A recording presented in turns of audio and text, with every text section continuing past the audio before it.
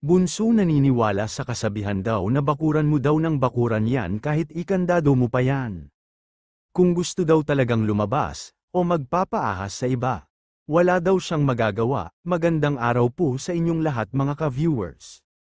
Medeth communities, supporters, fanatics, and Jamdith community. Silent and independent viewers around the globe, paki-like and share naman ng videos natin guys.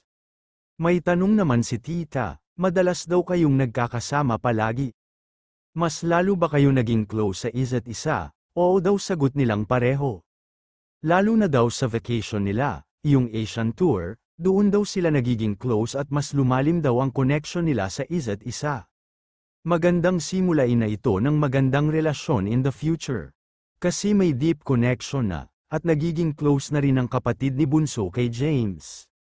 At ngayon nga andoon din ang daddy ni Bunso, kakausapin nila si James.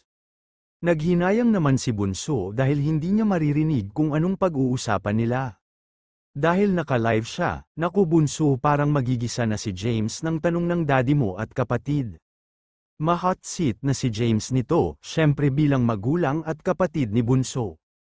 Ay siguradong pinaalalahanan yan si James at pinapayuhan ng daddy niya at kapatid.